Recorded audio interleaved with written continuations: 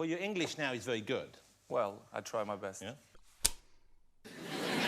In this English pronunciation tutorial, I'm going to review Cristiano Ronaldo's English pronunciation and compare it to a standard British accent. I'm going to show you the top 5 things that identify Cristiano Ronaldo as a non-native English speaker. And I'm then going to give you the top 10 tips that I would give to Ronaldo if he came to me wanting to speak English with a standard British accent. Now, just a quick disclaimer, there is no right or wrong accent when you're speaking a language. The right accent is your accent. The purpose of this tutorial is just very simply to show you the sounds that can be unnatural for non-native English speakers, but also to show you the 5 things I really like about Cristiano Ronaldo's English pronunciation so that you can learn from what he's doing well too. Let's dive in and get the top 10 tips that we can learn from Cristiano Ronaldo speaking English.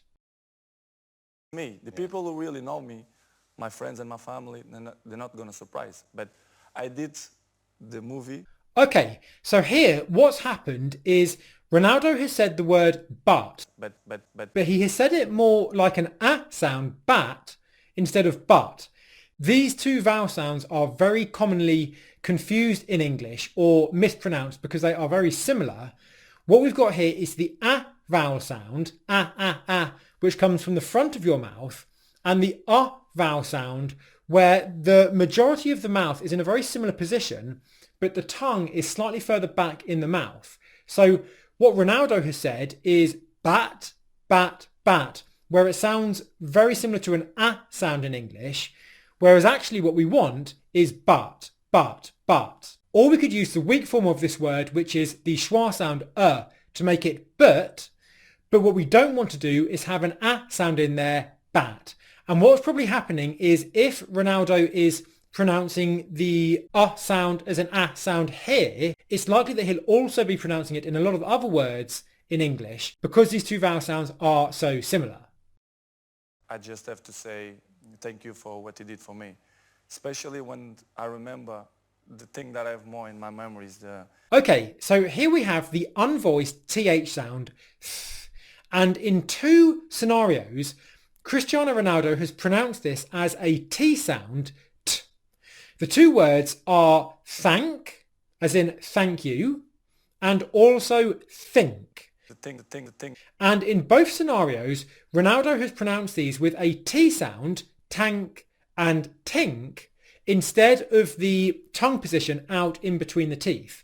The reason for this is because in Portuguese, there aren't sounds where the tongue comes out in between the teeth. And this is the same for many languages around the world. So if you don't have a sound in your native language where the tip of your tongue is coming out in between your teeth, then it's highly likely that you might be doing the same and turning the unvoiced th sound into a T sound. We also see this at the end of the words, and I'm just about to show you a piece of footage where Ronaldo does the same thing at the end of the word. In the word truth, where the th sound could come out in between your teeth, truth, he pronounces this as a clear T sound, truth. Just take a listen. I'm always going to say the truth to him because he deserves. Do you hear that? Truth, truth to him, truth to him. How old is he now? 5. Okay. Yeah, 5. And he changes mine all the time, but you're going to be whatever you want. Yeah. I don't make pressure. Okay, so what's happened here is Ronaldo has said he, but he has dropped the H sound entirely. So it sounds more like E. And he was. And it changes. The H sound causes different difficulties depending on what your native language can be. So a lot of speakers will often find that they make noise when they're trying to make the H sound. What's happened here is Ronaldo has just dropped the H sound altogether. So what I'd like to hear is when he's saying he, I'd just like to hear that H sound being pronounced he instead of E. There are certain scenarios where you can drop the H sound off the word he in English. But because he said the word he with quite a lot of prominence here, I would give that as a tip to him to pronounce the H sound if he came to me wanting to speak English with a British accent. Another example of the H sound is here, where he said 100%, but instead of saying 100, he's pronounced it 100, 100, 100. He gonna understand his daddy. He gonna understand. I'm sure 100%. 100%. He gonna understand me. But he does not have that relationship with his mother. Surely that must concern you. For me, it's not a problem. Okay, did you hear the word problem here? It's not a problem. It's not a problem. It's not a problem. Here what happened was he pronounced the P sound, but the R sound after it was very, very subtle. So subtle that you couldn't really hear it. The R sound in the second position immediately after another consonant is incredibly difficult for non-native English speakers, especially because the English R sound is very different to the R sound in most languages, where the tip of the tongue doesn't touch the roof of the mouth. And what tends to happen is if you are then focusing on not touching the roof of your mouth with your tongue, then what happens is often when you put the R sound after another consonant, the R sound tends to disappear, and that's what has happened here. So if I was working with Ronaldo, what I would say to him is to practice his R sound immediately after consonants for a couple of minutes every day. The reason why I would say that is to train the R sound in the second position. It really is about training a position that will feel very, very unnatural if you're not used to making it. And as a result, frequent daily practice is the quickest and most effective way to become comfortable with the R sound in the second position.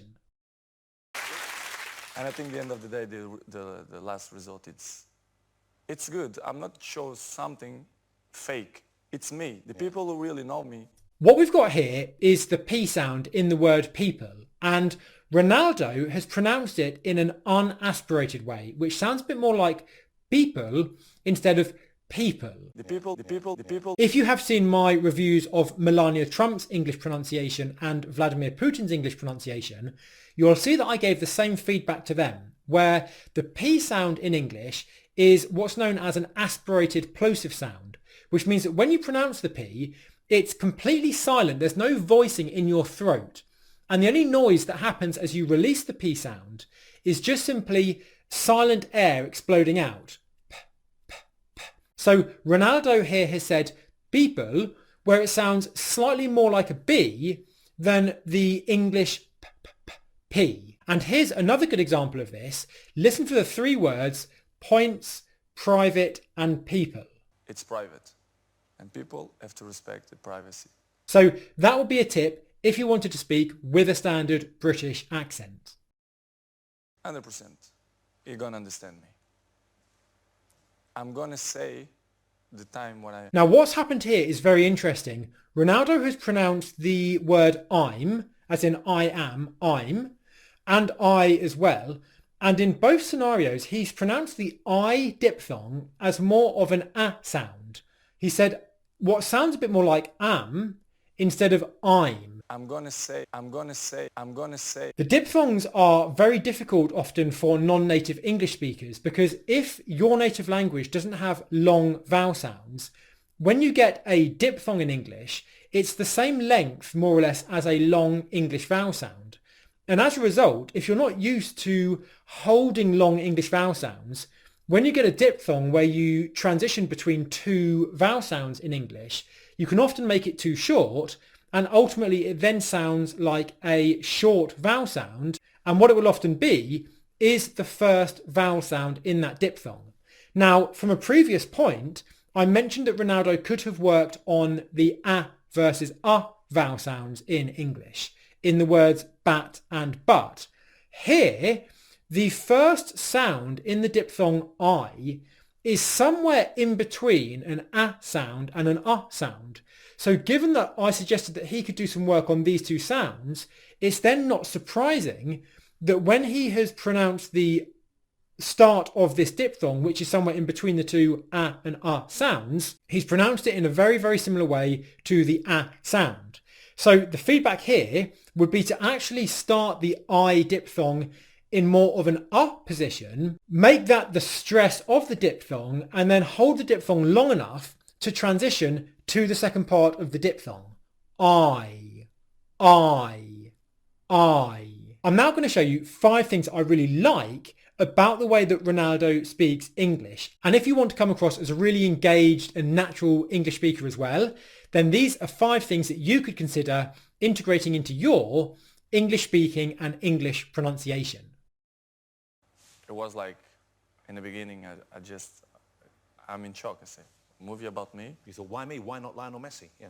I understand him because they're looking for the best player in the world. So This is something that I really like about Ronaldo's manner when he's speaking English. It's his sense of humour, and his sense of humour in English comes across as what we would call cocky funny or cocky arrogant, but in a really joking way. So when he's speaking English here, he's making a few jokes that make him come across as arrogant, but this is an element of British humour where you can say things in a jokey way about yourself that would make you sound arrogant if you weren't actually saying them in a jokey way. So he said something here as a joke that would be arrogant if he was not saying it as a joke, but because he said it here as a joke, it comes across as funny and it makes the whole audience and the interviewer have a big laugh.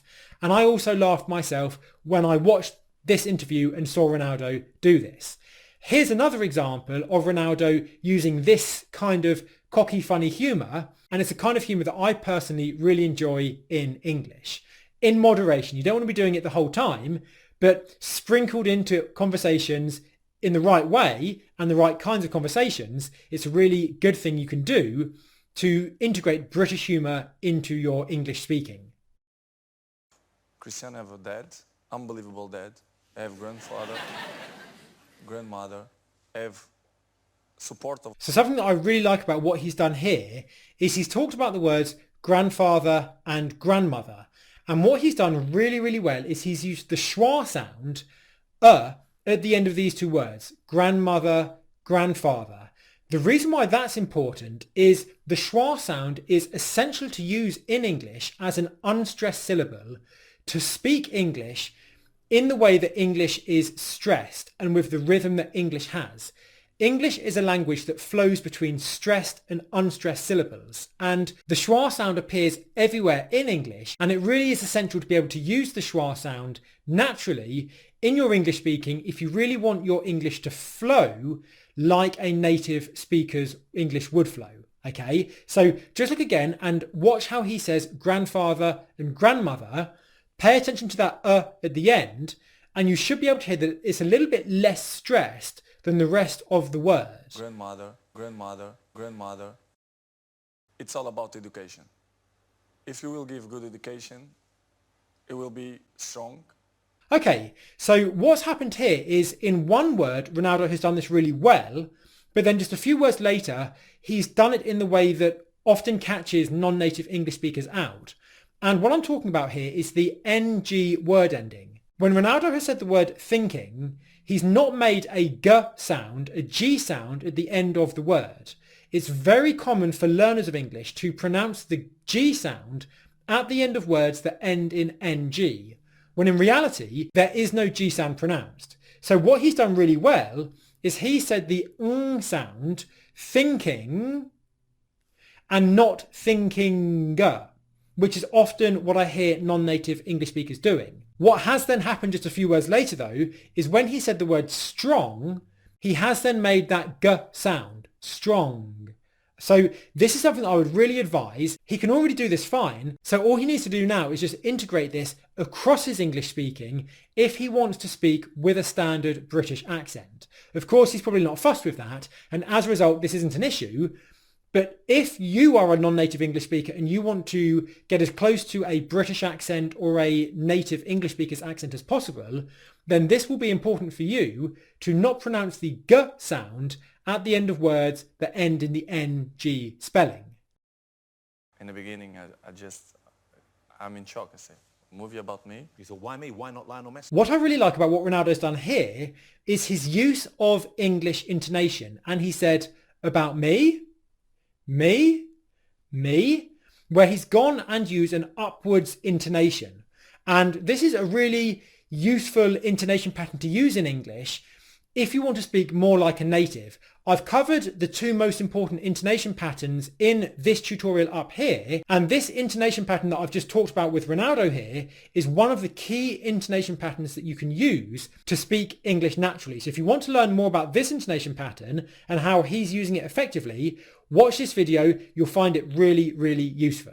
So these are the top 10 tips that I would give to Ronaldo if he came to me wanting to speak English with a standard British accent. I'm going to give you one more bonus tip that Ronaldo has done really, really well in this conversation here, and it's something that is essential if you really want to take your English speaking to an advanced native speaker's level. And what Ronaldo has done here is he's used intonation very effectively. In my English pronunciation tutorial that I published recently on intonation, I showed you the top 2 intonations that you need to use and need to understand if you really want to communicate in the most effective way in English.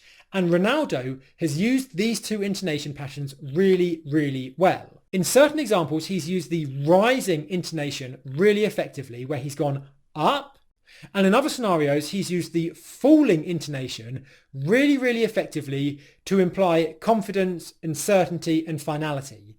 And this is one of the most important things that you can do if you want to take your English speaking to a really advanced level, because intonation is used to convey a lot of meaning in English and emotion in a subverbal way. We often convey emotion and meaning in English not through words, but with the intonation patterns that we use on those words.